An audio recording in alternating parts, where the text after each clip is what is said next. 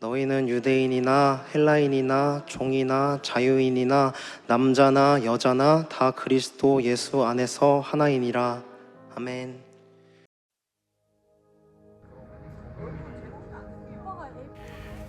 (2023년) 하나님은 우리를 한국에서 플로리다 발파라이소로 보내셨습니다. 낡았지만 따뜻한 교회, 그곳에서 주님은 새로운 일을 시작하셨습니다. 그 첫걸음 위에 은혜의 여정이 펼쳐졌습니다.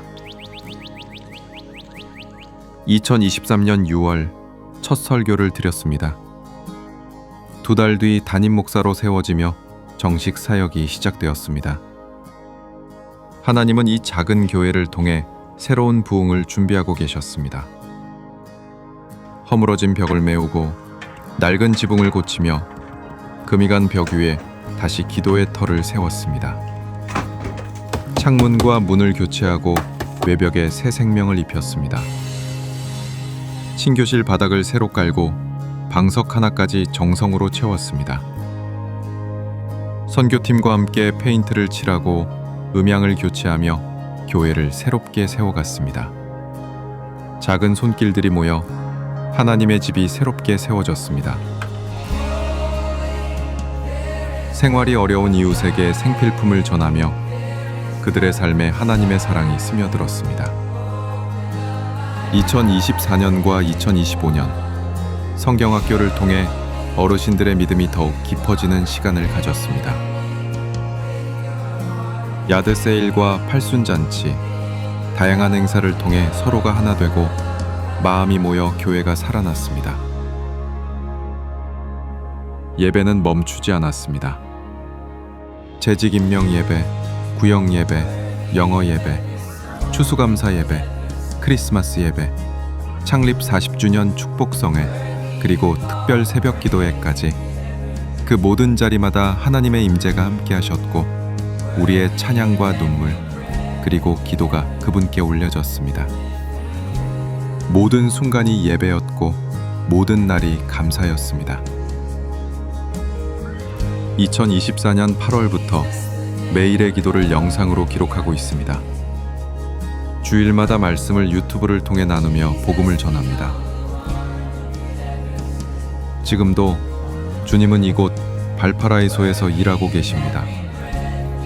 기도와 사랑으로 함께 해주신 모든 분들께 감사드립니다.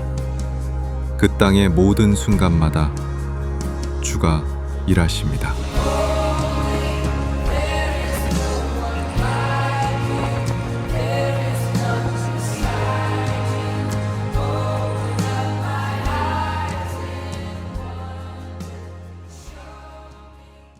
할렐루야.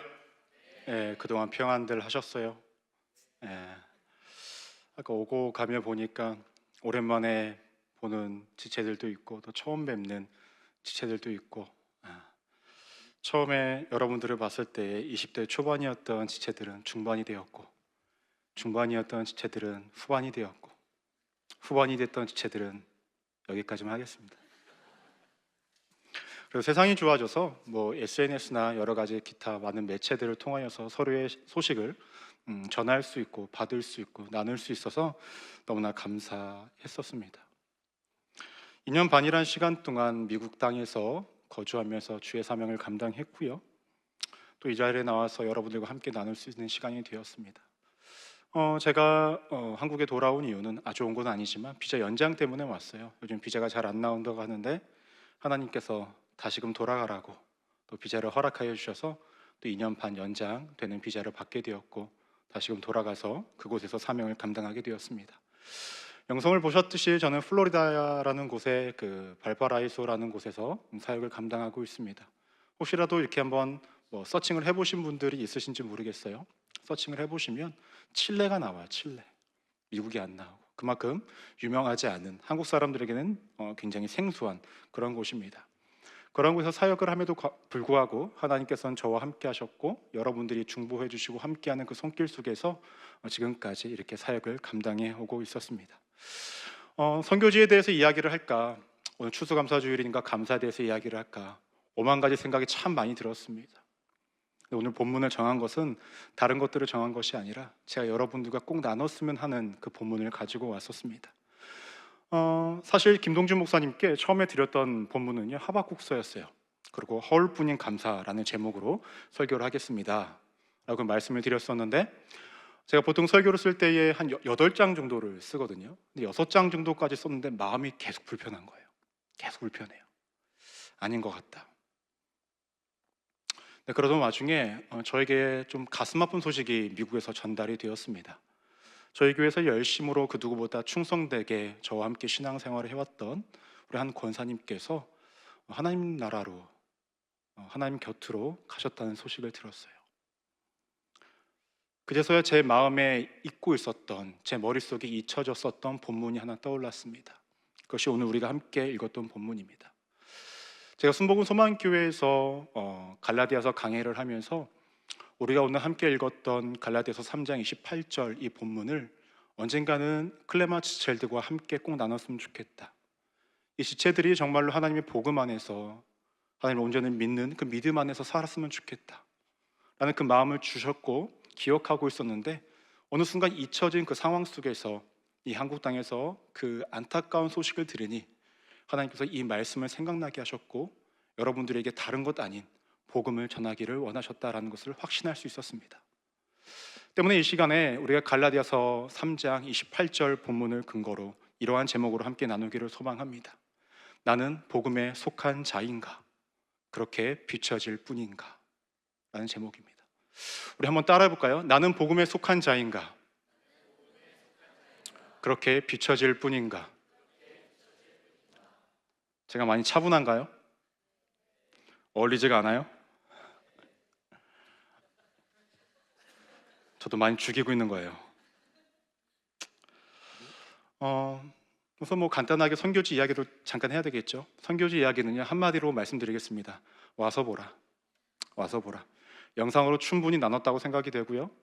작년에 왔던 그 4명의 지체들, 일주일 동안 더운 날 밖에서 일하면서 더위도 먹고 그 어떠한 선교지보다 힘들고 어려웠다라고 고백들을 하더라고요. 그곳에 기회가 되시면 한 번 정도 오시길 바랍니다. 대신에 밥은 잘 먹입니다. 밥은 잘 먹이니까 꼭 오세요. 제가 아직까지 그 선교팀에게 잘한 것이 있다고 한다면 딱 한 가지가 있다고 생각해요. 스테이크를 3번 먹였습니다. 2주간 있을 동안 3번 고기 먹였으면 잘 먹인 거죠. 그렇죠? 언제 기회가 되시면 선교해 주셔서 그 땅 가운데서도 일하시는 하나님을 경험하시기를 소망하겠습니다. 제 말씀을 나누고자 합니다. 여러분, 오늘 말씀은 갈라디아서입니다. 갈라디아서의 특징 중에 하나가 무엇이냐면, 갈라디아 성도들이 신앙 생활을 하면서 그릇된 방향으로 생활을 하고 있고 그릇된 방향으로 더 나아가려고 했던 그런 모습들이 나타나니 바울이 갈라디아 성도들에게 편지를 쓴 것입니다. 이 말씀이 이 시대를 살아가는 여러분, 무엇보다 청년의 때를 살아가는 여러분들에게 너무나 중요하고 너무나 필요한 말씀이 아닐까 생각이 됩니다. 우리는 신앙생활을 하면서 습관적으로 내가 지금까지 해왔던 방법들을 해오면서 나는 습관적으로 잘하고 있다고 생각할 때가 굉장히 많아요. 여러분, 정말로 신앙생활을 잘한다라는 것의 의미가 무엇일까요? 여러분, 신앙생활 잘하고 계십니까? 신앙생활 잘한다라는 것은 열심히만 하면 되는 걸까요? 그럼 열심히 하는 사람들은 주로 어떠한 사람들일까요? 주변을 보면 신앙생활을 정말로 열심히 하는 사람들은 딱 정해져 있습니다. 누구냐면 이단과 사이비들입니다. 정말로 열심히 합니다. 근데 그들이 갖고 있는 신앙생활이라고 불리는 것들, 저는 이제부터 종교생활이라고 이야기하겠습니다. 그들의 종교생활이 정말로 하나님이 보시기에 아름다운 열심이었나? 그들의 신앙이 정말로 하나님이 원하시는 그 믿음과 맞닿아 있는가? 그렇지는 않다라는 거예요. 여러분도 잘 아실 거예요. 신천지에 들어가기 위해서는 성경 공부를 하루에 4시간씩 해야 되는 것이 기본이라고 합니다. 기억하시나요? 제가 예전에 여러분들과 함께 말씀을 나눴었을 때에 했던 말이 하나가 있었는데요, 아직까지도 마음에 담고 있어요. 그것이 무엇이냐면, 저는 여러분들이, 클레마 지체들이 신천지에 빠지지 않을 것을 확신한다고 말씀드렸어요. 왜냐고 말씀드린지 기억하시나요? 우리는 하루에 4시간 동안 성경 공부할 마음이 없기 때문에 우리 신천지에 빠질 일이 없다라고 말씀을 드린 적이 있었습니다. 기억이 나십니까? 아멘. 그 말을 하면서도 그 이후에 아직까지 제가 기억하고 있는 이유가 무엇일까요? 미안하더라고요. 여러분, 안 믿겨지겠지만 제가 생각보다 소심합니다. 비웃는 거예요? 그 말이 아직까지 기억이 났고 우리 지체들이 마음 아파했던 건 아닐까라는 생각을 아직까지 갖고 있었습니다. 여러분, 실제로 이단이나 사이비에 빠진 사람들은 굉장히 열심을 갖고 있습니다. 근데 그들의 열심이 정말로 올바른 열심이었나?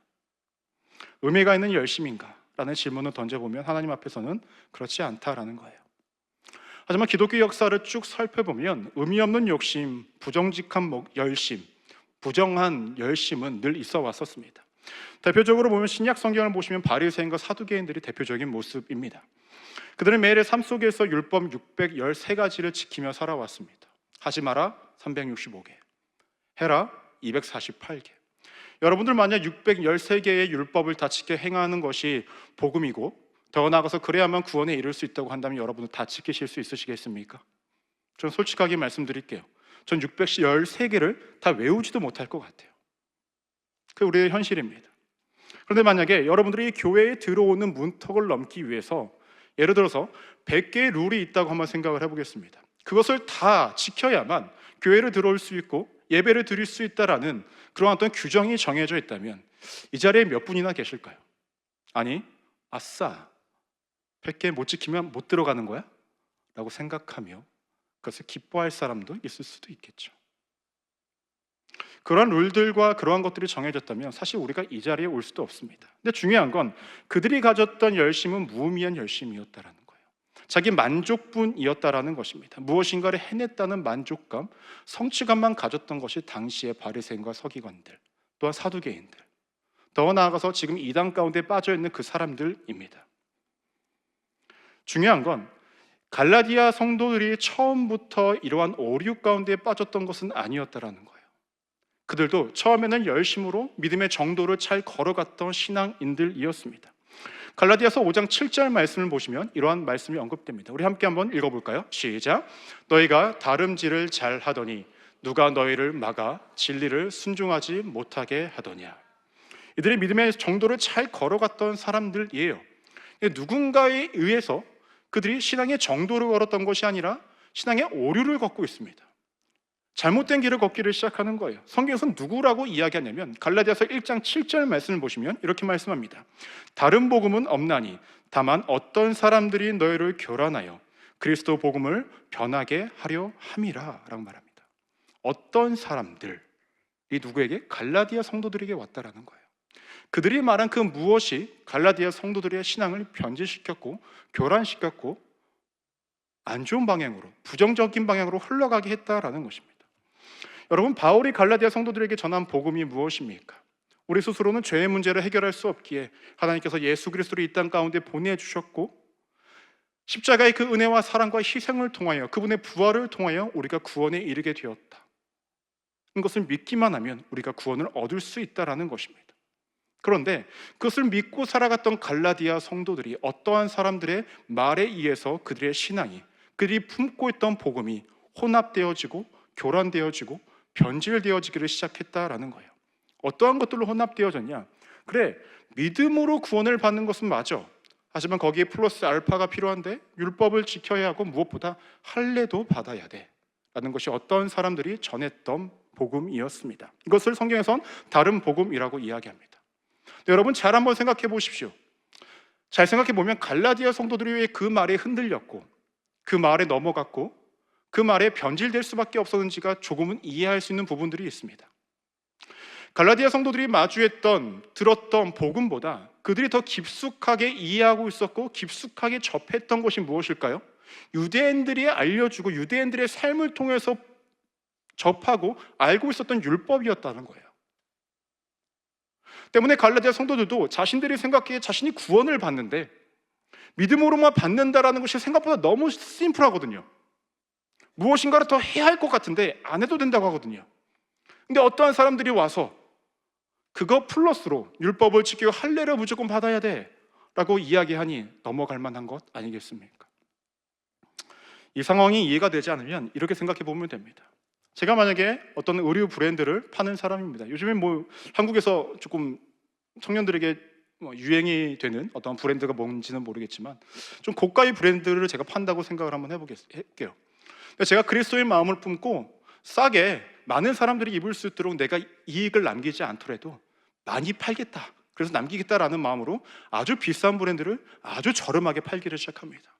여러분 인터넷에서 서칭을 하면은 여러분들이 원했던 너무나 사고 싶었던 것들이 너무나 싸요. 그럼 여러분 뭐라고 생각해요? 가짜. 그렇죠? 한우집에서 한우를 파는데 너무나 싸게 파는 거예요. 그럼 먹으면서도 뭐라고 생각해? 그거 수입 아니야? 라고 생각을 해요. 갈라디아 성도들이 그러한 마음을 품을 수밖에 없었다는 거죠.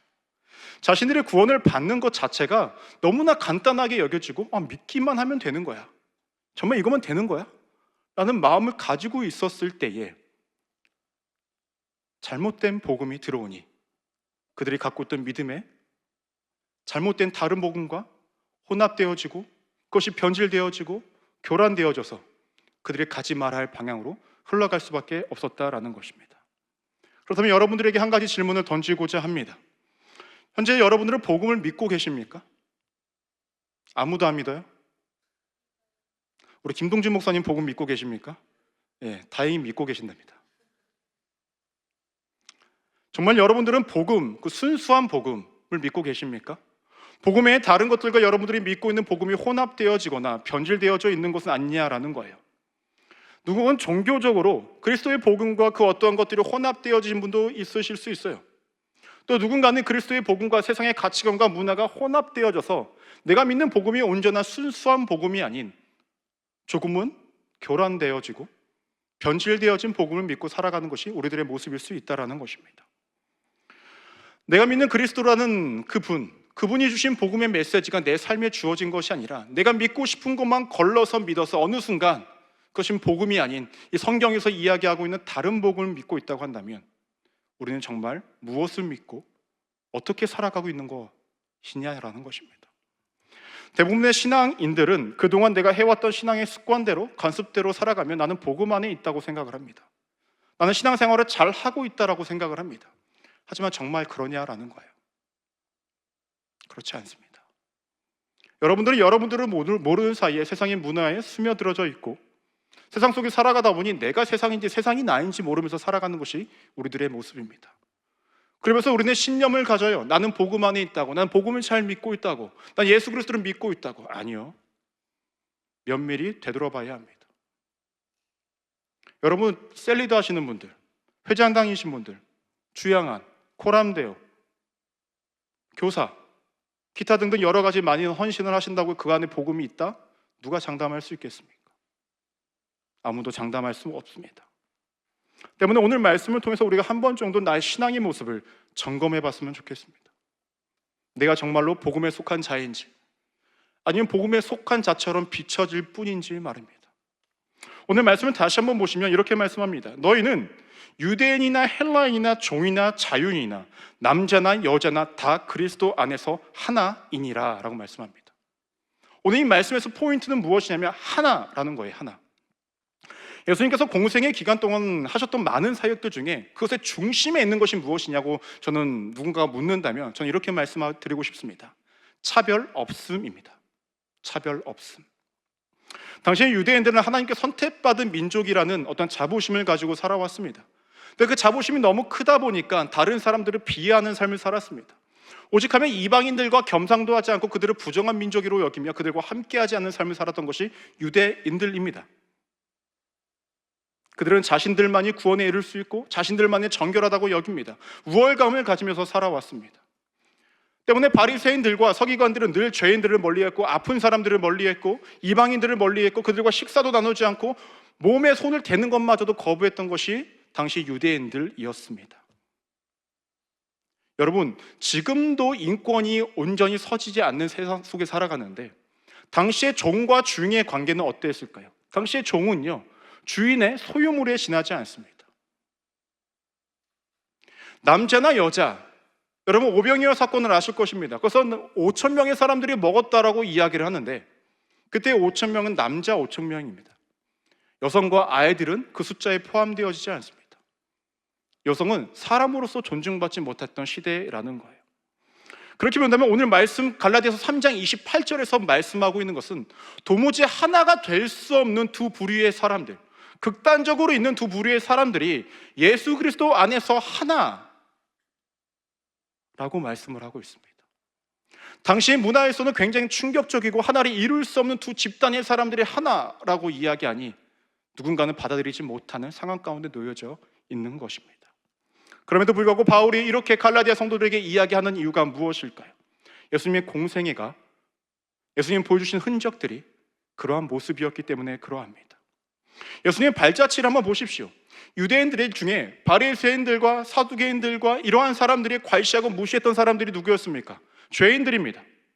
병든 사람들입니다. 당시에 병든 사람들은 죄를 지었기 때문에 병에 들었다고 생각을 했어요. 사람들의 인식 속엔 그렇게 되어 있었습니다. 때문에 그들과 함께하지 않았어요. 그런데 예수님은 그들과 함께 하십니다. 그들의 손을 잡아주셨고, 그들과 함께 지내셨고, 함께 먹으셨고, 함께 마시며 그들과 함께 동행하며 살아가셨습니다. 여러분, 복음서들만한 특징이 있는데 누가복음의 특징 중에 하나가 무엇이냐면 여성들에게 관심을 갖고 있고 아이들에게 관심을 갖고 있습니다. 때문에 그 여성들에 대한 그 복음의 그 언급들이 굉장히 많이 나타나고 있어요. 왜 복음서 4개 중에 하나의 부분에 그렇게 여성들에게 많은 관심을 갖고 있을까요? 이유는 간단합니다. 당시에 존중받지 못했던 그러한 사회적 약자들을 향한 복음의 메시지는 여전히 전해지고 있었다는 거죠. 여러분, 예수님의 십자가의 사건은 특정 부류의 사람들에게만 적용되었던 것이 아닙니다. 온 인류에게 적용되었죠. 만약에 예수님께서 선호하시는 사람이 MBTI 중에서 I의 성향이다, 그 아이만 복음을 주고 아이에게만 구원을 준다면, 여기 E 한번 손 들어보세요. E. 네, 이 사람들은 구원이 없는 거예요. 예수님께서 T에게는 구원을 안 주고 F에게만 구원을 준다. T 손 들어보세요. 구원이 없는 거예요. 이렇게 나누신다면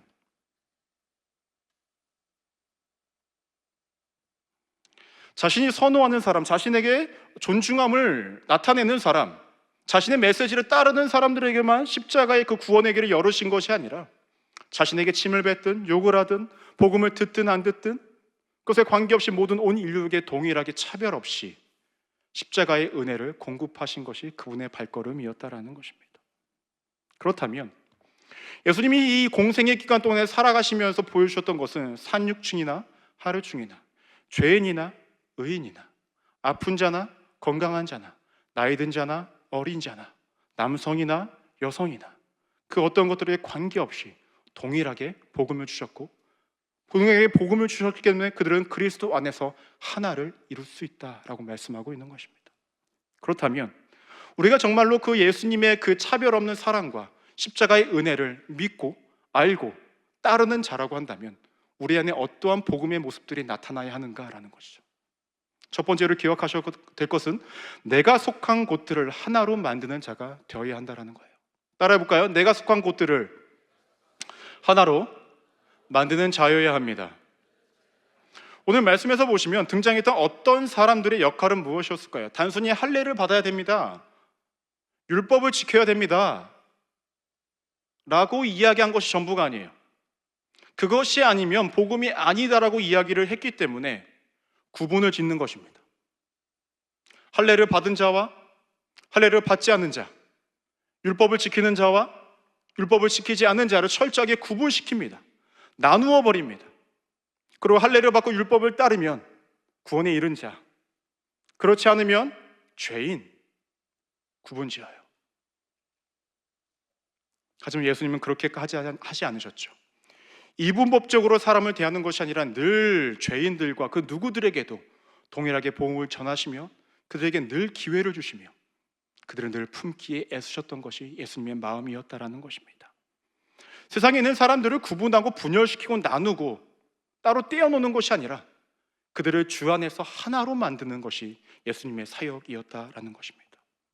그럼 여러분들에게 질문을 던집니다. 여러분들의 삶은 어떠하십니까? 여러분들이 이 신앙생활하는 이 곳과 여러분들이 살아가고 있는 그 가정과 여러분들이 지내고 있는 그 일상 속에서 여러분들은 여러분들을 통하여서 하나를 이루고 있습니까? 아니면 여러분들을 통하여서 그 곳들이 분열과 나누어짐과 깨짐이 나타나고 있습니까? 만약에 여러분들이 있는 그곳이 여러분들을 통하여서 깨짐과 분열과 나누어짐이 있다고 한다면 죄송합니다. 여러분들은 복음에 속한 자들이 아닙니다. 우리는 복음에 속한 자처럼 비춰질 뿐이라는 거예요. 왜냐하면 철저하게 예수님은 그 누구도 예외 없이 모두를 품고 하나로 만들기 위해 이 땅 가운데 오셨고 그들에게 모두 동일하게 십자가의 사랑과 은혜를 나누었기 때문에 그러합니다. 오늘 말씀 첫 대지를 보면 제가 내가 속한 곳이라고 말씀드린 것이 아니라 내가 속한 곳들이라고 말씀드렸습니다. 1차적으로는 이곳, 여러분들이 속한 이 클레마라는 공동체가 여러분들을 통하여서 하나가 되어야 합니다. 믿으십니까? 더 나아가서 여러분들이 살아가고 있는 학교와 직장에서도 여러분들을 통해서 하나가 이루어져야 해요. 더 나아가서 여러분들이 거주하고 살아가고 있는 여러분들의 가정도 여러분들을 통해서 하나가 이루어져야 합니다. 그것이 정말로 복음을 품은 자들의 삶이고 복음을 품고 살아가는 사람을 통해서 나타나여져야 하는 결과물이라는 거예요. 하지만 믿음의 공동체에서 모습과 일상에서의 모습이 다른 사람들이 너무나 많이 있다는 거죠. 또 교회에서의 모습과 가정에서의 모습이 다른 사람들도 너무나 많이 있습니다. 우리 지체들 중에 부모님들이 신앙생활 열심히 하시는 분들 계시죠? 저희 부모님도 굉장히 열심히 하시는데요. 예를 들어서 부모님이 교회에서 어떠한 재직을 맡고 계시고 어떤 봉사도 굉장히 많이 하고 계세요. 교회에서 보면은 우리 엄마가 우리 엄마 같지가 않아요. 너무 막 잘 웃으시고 할렐루야 이렇게 계세요. 집에 오면은 교회에서 상냥함을 다 쓰고 오신 것 같아요. 그렇죠? 야, 왠지 들어와 이러면서 아까 밥 먹으랬지 이러면서. 상냥함은 집에 하나도 있지 않고 너무나 다릅니다. 대표적인 모습이 특히 여성분들에게 좀 많이 나타나긴 하는데요, 전화 목소리가 달라지잖아요. 그렇죠? 전화 목소리가. 엄마가 다른 권사님들과, 물론 저희 어머니 말씀드리는 거 아니에요. 네. 통화를 하면 권사님 잘 지내셨어요? 아빠랑 통화하면 어디야? 바뀌는 모습.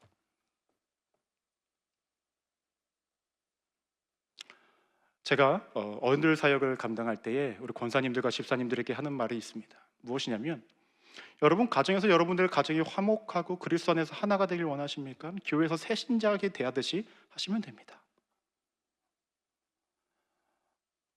여러분 교회 들어오실 때에 여성교회 봉사하시는 권사님도 집사님도 얼굴 보셨어요? 되게 밝으시죠? 그렇게 우리가 가정에서 살아갈 수 있다고 한다면 어떡할까요? 가정이 화목할 수밖에 없겠죠. 너무나 어렵지만 그럽니다. 여러분 직장 생활하는 우리 청년들 중에 교회에서 에너지 다 쓰고 직장에서 자는 청년들이 있어요. 마치 나는 사명을 교회에서 다 했다는 듯이 살아가는 청년들이 있습니다. 그럼 그 사람을 통하여서 그리스도의 복음이 전하여지게 될까요? 그리스도의 마음이 전해질 수 있을까요? 결코 그렇지 않다라는 것입니다. 우리가 봤을 때는 어떤 지체가 신앙생활을 굉장히 열심히 하는데 그 지체가 있는 곳마다 뭔가 모르게 문제가 생겨요. 적극적으로 굉장히 많은 신앙의 열심을 가지고 있는데 그 지체가 있는 곳은 다 관계가 깨지고 어그러지고 힘든 거 어려움들이 경험되어지고 있다고 한다면 그 지체는 죄송합니다, 자기 열심으로 하고 있는 거예요. 열심은 갖고 있지만 그 안에 복음은 없다라는 것입니다. 여러분 교회는요, 성과를 이루는 공동체입니까? 사랑을 이루는 공동체입니까? 사랑을 이루는 공동체예요. 때문에 어떠한 성과를 이루지 못했다라고 해서 나무랄 것이 아니라 뒤로 더 많은 사랑을 나누고 베풀어야 할 것입니다. 근데 사랑이 난무하고 사랑이 익숙하고 사랑이 여기저기 퍼져나가고 여기저기 도처에 있어야 할 그곳에 어떤 한 사람을 통해서 거기가 깨지고 분열되어지고 나눠진다면 복음의 본질과 복음 정신은 그 사람에게 없다라는 거죠. 여러분 교회에 일을 하러 오지 마십시오. 죄송합니다, 김동준 목사님. 교회는 일하는 곳이 아니라 섬김을 통하여 또 다른 은혜를 경험하는 곳입니다. 교회는 예배를 통하여 나의 연약함과 부족함을 하나님께 드리고 나의 부족함과 연약함을 하나님께서 메꾸어 가심을 경험하는 곳이에요. 근데 많은 청년들이 힘들고 어렵다고 지쳤다고 이야기를 합니다. 왜 그럴까요? 교회에서 일을 하고 있으니까 그러합니다. 어떠한 봉사를 하게 된 여러분은 얼마나 하나님 앞에 복음 앞에 서려고 애를 쓰고 노력하셨습니까? 여러분을 나무라는 것이 아니에요. 저도 그랬었기 때문에 말씀을 드리는 것입니다. 복음에 속한 자는 철저하게 자신을 통하여서 그 공동체가 하나를 이룹니다. 깨진 공동체라도 그 사람이 같기 때문에 하나가 이루어져요. 빠르지 않아도 괜찮아요. 천천히도 괜찮아요. 그러니 여러분, 여러분들이 계신 그 모든 곳곳에 여러분들을 통하여서 예수님이 전하여지겠으면 좋겠습니다. 예수님 믿어라고 공포되어져서 전해지는 것이 아니라 그냥 여러분들의 그 복음이, 삶이, 모습이, 말 한마디가 주변에 흘러가서 스며들었으면 좋겠다라는 거예요. 그것이 정말로 복음을 가진 자의 삶이라는 것입니다. 제가 이러한 말씀을 드리면 가끔 청년들이 이렇게 저에게 다가올 때가 있어요. 목사님, 맞아요. 그런 사람 제가 알아요. 누군지. 그 사람만 있으면요, 그 공동체가 깨지고 힘들어져요. 근데 그 사람의 특징이 무엇인지 아십니까? 자신은 그 리스트에서 쫙 뺍니다. 자신은 아닐 거라고 생각을 해요. 제가 아내랑 자주 대화를 해요. 왜 자주 대화를 할까요? 미국에서 24시간 같이 있기 때문에 대화를 많이 할 수밖에 없어요.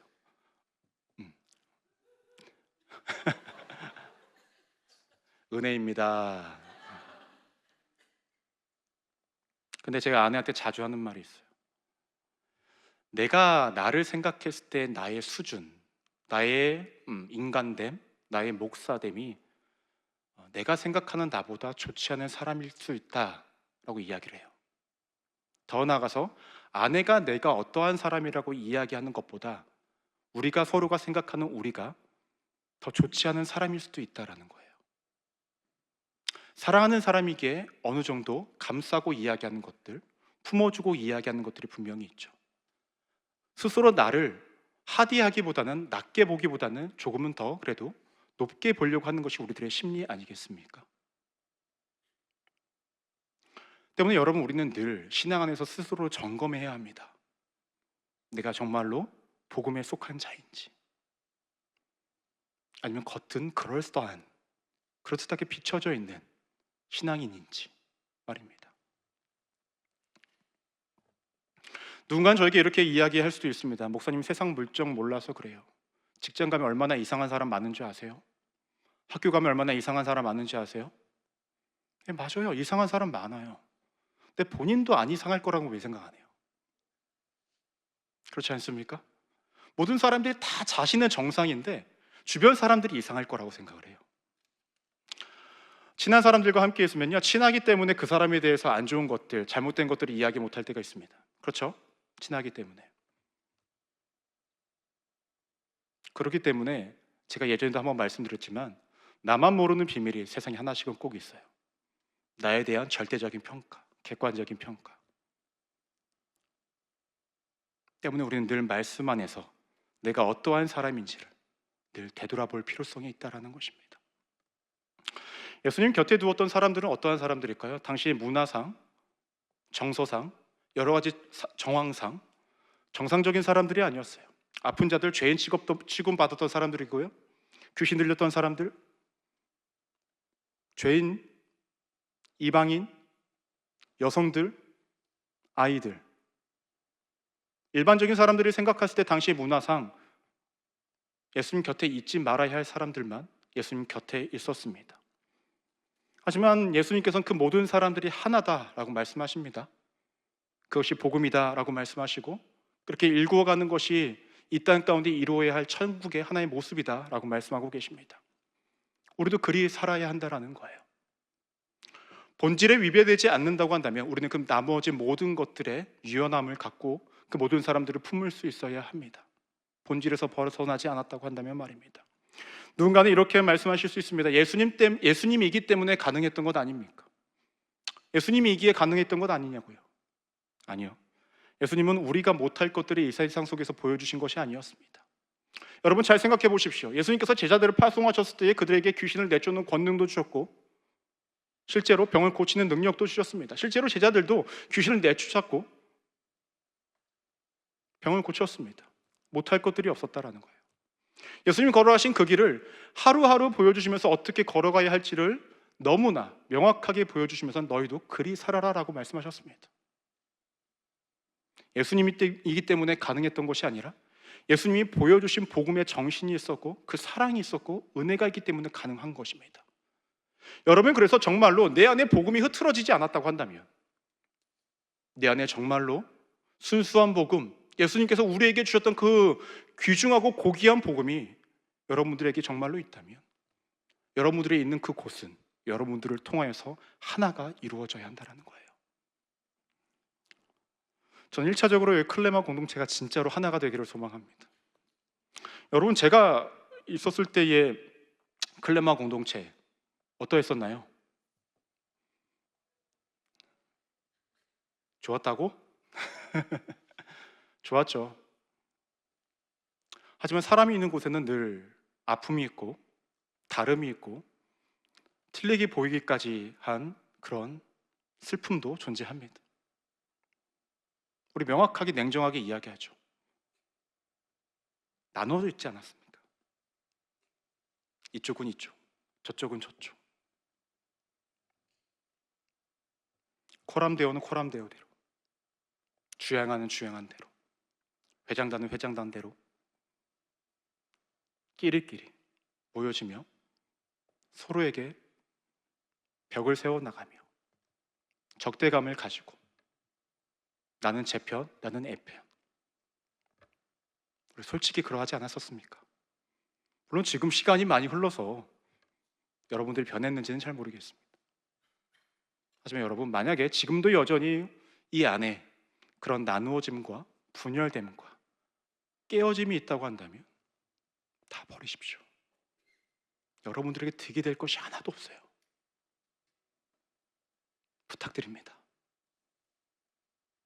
여러분들이 진짜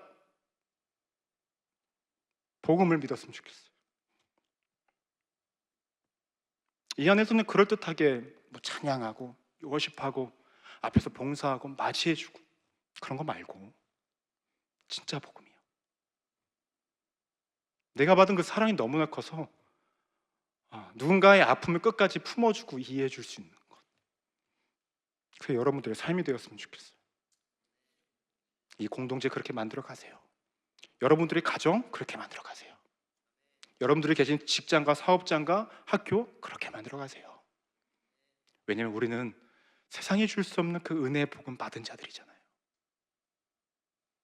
반드시 그렇게 살아가시기를 주님의 이름으로 간절히 축원합니다. 두 번째로 우리가 기억하셔야 될 것이 있는데요, 그것은 무엇이냐면 스스로가 자격 없음을 안다라는 거예요. 무슨 말이냐? 복음에 속한 자는 스스로가 자격 없음을 안다라는 거예요. 여러분, 여러분들이 스스로가 십자가의 은혜를 받을 자격이 있다고 생각을 하십니까? 누군가가 여러분들을 위해서 희생을 한다면 그것을 마땅히 여길 만한 사람이라고 생각을 하세요? 다르게 표현을 해볼까요? 여러분들을 위해서 누군가가 십자가에서 죽어도 당연하다고 생각하십니까? 여러분들은 누군가를 위해서 반대로 희생하며 죽음까지 내어주실 수 있으신가요? 제가 권사님들 앞에서도 집사님들 앞에서 사역을 했을 때에 이러한 질문을 던져본 적이 있었습니다. 권사님, 집사님, 자녀분들을 위해서 십자가에서 죽으실 수 있으십니까? 좀 디테일하게 말씀을 드리면 여러분들의 어머니, 아버님들이 되겠죠. 그분들에게 질문을 한 거예요. 여러분들의 자녀들을 위해서 십자가에서 죽으시고 죽으심에 그 희생을 감당하실 수 있으시겠습니까? 여러분들의 부모님이 어떻게 대답했을 것 같아요? 어떻게 했을 것 같아요? 당연히 그럴 거라고 생각을 하십니까? 솔직히 말씀드릴게요. 대답이 나오지 않았습니다. 대답이 나오지 않았어요. 부모님들이 여러분들을 사랑하지 않아서가 아니에요. 근데 그 고통이 너무나 아프고 힘든 것을 알기에 고민해볼 문제였다라는 거죠. 세상 그 누구보다 여러분들을 사랑하시는 분들이 여러분들 부모님 아니십니까? 근데 그분들도 여러분들을 위해서 십자가에 매달려야 한다는 그 사실이 고민해볼 문제였다라는 거죠. 근데 그렇게 자격 없는 우리, 그런 우리를 위해 예수님께서는 아무런 대가도 바라지 않고 우리는 아무것도 지불하지 않고 그 사랑과 은혜를 받았다라는 거죠. 진정으로 이것을 인지하고 있고 믿고 있고 따르고 있다고 한다면, 이것이 정말로 은혜라는 것을 알고 있다고 한다면 우리는 세상 속에서 하나님 앞에서 우리는 겸손하게 살아갈 수밖에 없겠죠. 내게 사명을 주신 것도 감사하고 사명을 감당하게 하신 것도 감사하고, 이 세상을 살아가는데 때론 내가 기대한 대로, 내가 원했던 대로 삶이 펼쳐지지 않는다 할지라도 내게 주어진 시간과 내게 주어진 어떤 열심을 다해서 살아갔다면 그 결과 속에서도 반드시 일하실 하나님을 기대하며 원망하는 것이 아니라 그것도 감사로 여기는 삶, 그것이 우리의 삶이 되겠죠. 왜냐하면 세상에 줄 수 없는 그 사랑과 은혜를 내가 받고 있기 때문에 말입니다. 여러분, 정말로 우리가 하나님의 그 사랑과 은혜, 예수님의 그 희생을 우리가 믿고 따르고 있다고 한다면 어떠한 모습으로 나아가는 게 정상인 줄 아십니까? 누가복음 5장 8절 말씀을 보시면 이렇게 언급합니다. 시몬 베드로가 이를 보고 예수의 무릎 아래 엎드려 이르되 주여 나를 떠나소서 나는 죄인이로소이다 하니. 정말로 예수님이 누구신지 알고 그분의 사랑과 은혜와 그분이 어떠한 존재인지 안 베드로는 예수님 앞에 온전히 설 수 없음을 알아 나를 떠나라고 말을 합니다. 누가복음 18장 13절 말씀을 보시면 이렇게 말씀합니다. 세리는 멀리 서서 감히 눈을 들어 하늘을 쳐다보지도 못하고 다만 가슴을 치며 이르되 하나님이여 불쌍히 여기소서 나는 죄인이로소이다 하였느니라. 이 두 구절만 봐도 예수님 앞에 스스로가 누구인지를 깨닫는 사람은 그 앞에 겸손하게 스스로의 모자람을 깨달아 설 수밖에 없다라는 것입니다. 여러분, 오늘 이 예배 자리에 어떠한 마음으로 나오셨습니까? 눈앞에 보이는 예수님이 없으시지만 우리와 함께 이 자리에 계신 하나님을 예배하기 위해 나오셨습니까? 아니면 내가 봉사를 하기 위해 위풍당당한 모습으로 나오신 것은 아닙니까? 다른 교회에 비해서 부족한 부분을 꼬집으며 불평불만하면서 이 자리에 나오신 것은 아닙니까? 공동체 안에 마음에 들지 않는 사람이 있다고 해서 그 사람 오늘 안 왔으면 좋겠다, 꼴도 보기 싫다라는 마음으로 나오신 것은 아니에요. 예배 자리에 나오는데 우리는 하나님 앞에 정말로 겸손한 모습으로, 나의 연약한 모습으로 나온 것이 아니라 부차적인 것들에 우리가 관심을 가지고 그것에 더욱더 큰 영향을 받으면서 이 자리에 나왔다고 한다면 우리는 그리스도의 사랑과 그 희생을 받아들이지 않았던 사람과 뭐가 다르냐라는 것이죠. 우리는 늘 기억해야 합니다. 하나님 앞에서 나라는 존재가 존귀하기 전에 나라는 존재는 그분 앞에 설 수도 없던 자였습니다. 근데 우리는 늘 그것을 잊어요. 내가 이 자리에 있다라는 것으로, 내가 믿는다라고 고백했다라는 것만으로 말입니다. 여러분, 그러하지 마세요. 그것이 복음이 아닙니다. 습관적으로, 형식적으로 누구에 의해서 이 자리를 지키고 누구 때문에, 무엇 때문에 교회 나가는 것이 힘들다고 이야기하고 있다고 한다면 여러분, 우리는 복음 안에 속한 자들이 아니라는 거예요. 전 클레마지차 여러분들이 정말로 복음 안에 있기를 소망합니다.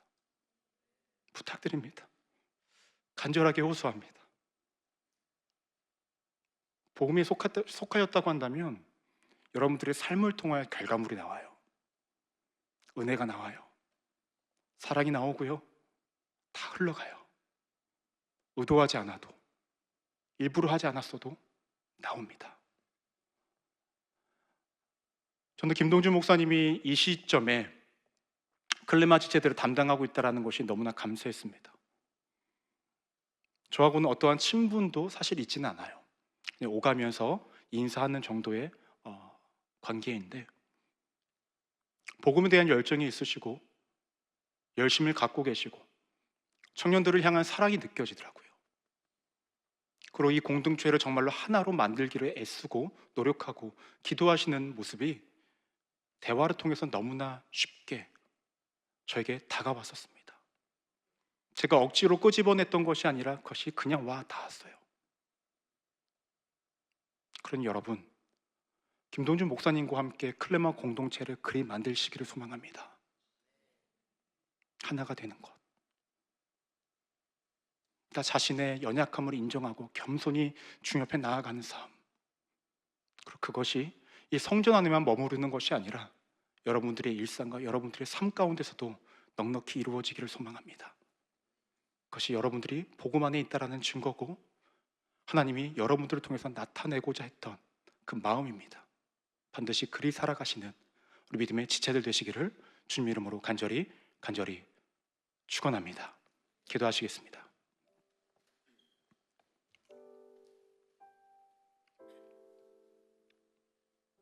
하나님, 너무 쉽게 얻어 너무나 가벼이 여기고 있습니다. 너무나 간단해 귀중함을 모릅니다. 예수님의 희생과 사랑, 그 복음 말입니다. 어느 순간부터 이렇게 되었는지 우리는 알지 못합니다. 어느 순간 모든 것들이 습관이 되었고 그냥 삶이 한 루틴이 되었고 그저 그렇게 살아가도 별 문제 없을 거라 여기며 살아갑니다. 그러면서 나는 복음에 속한 자라고 스스로의 신념만 갖고 살아가는 것이 우리들이라면 하나님 우리를 용서하여 주옵소서. 제발 그렇듯하게 비춰진 겉모습이 아니라 내 안을 너무나 면밀하게 알고 계시고 바라보고 계시는 그 하나님의 간절한 호소에, 간절한 부르짖음에 우리가 변화하여서 우리가 있는 곳이 하나가 되어지고 하나님 앞에 나아가는 나의 모습이 겸손해지며 누구도 줄 수 없는 그 사랑과 은혜를 오늘도 내가 받고 살아가고 있으니 나도 조금이라도 그분을 닮겠다라는 마음으로 하루하루를 걸어가게 하여 주옵소서. 익숙하지 않고 어리석고 때로는 부족할 수도 있겠지만 그때마다 주님 도와주옵소서. 주님이 함께 하시면 능숙하지 않아도 흘러갑니다. 잘하지 못하여도 흘러갑니다. 주의 은혜와 사랑이 말입니다. 그러니 우리가 그리 살아가게 하여 주옵소서. 살아계신 예수 그리스도 이름으로 간절히 기도드립니다. 아멘. 우리 시간 함께 찬양하고 기도하기를 소망하는데요, 기대라는 찬양입니다. 우리 안에 반드시 이루어지기를 소망하고 여러분들을 향한 하나님의 마음이기도 하며 하나님의 꿈이기도 합니다. 그러니 이 믿음의 고백이 이곳에 가득 임하여지기를 원하고 여러분들의 삶에 충만히 채워지기를 소망합니다.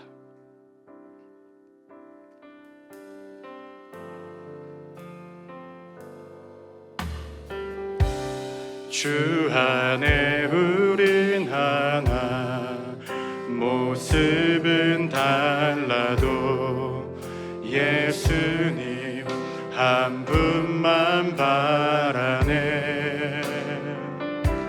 사랑과 선행으로 서로를 격려해 따스함으로 보듬어 가리. 주님 우리 안에 함께 하시니 형제자매의 기쁨과 슬픔 느끼네. 내 안에 있는 주님 모습 보네. 그분 기뻐하시네.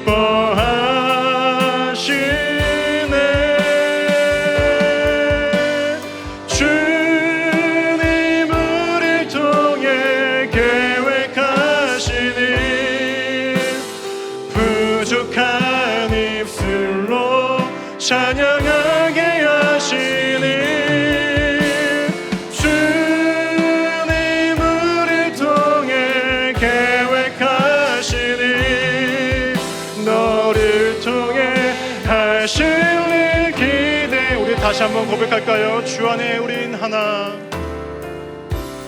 주 안에 우린 하나, 모습은 달라도 예수님 한 분만 바라네. 사랑과 선행으로 서로를 격려해 따스함으로 보듬어 가리. 주님 우리 안에 함께 하시니 형제자매의 기쁨과 슬픔 느끼네. 내 안에 있는 주님 모습 보네. 그분 기뻐하시네.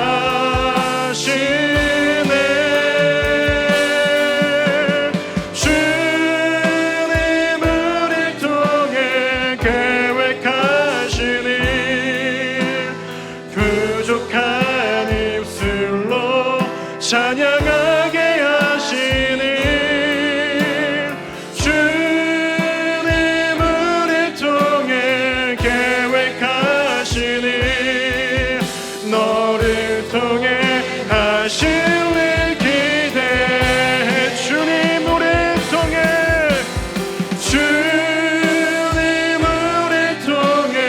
계획하시는 부족한 입술로 찬양하게 하시는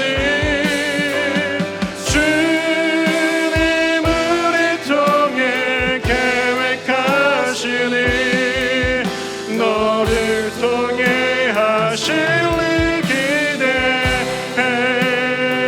우리 시간 함께 기도하기를 소망합니다. 하나님, 나를 통해 이루시고자 하는 것이 무엇입니까? 하지만 오늘 말씀을 보니 명확한 한 가지는 복음에 속한 자는 그를 통해 하나님께서 하나를 이루신다라는 겁니다. 우리가 그리 되기를 소망한다고, 그렇게 주님의 아름다운 도구와 쓰임이 되기를 소망한다고, 혹시 여전히 우리 안에 온전한 복음이 아닌 다른 복음이 혼합되어져 살아가고 있다면 좀 용서해 달라고 이 시간 주여 사범 외치시고 간절히 기도하도록 하겠습니다. 주여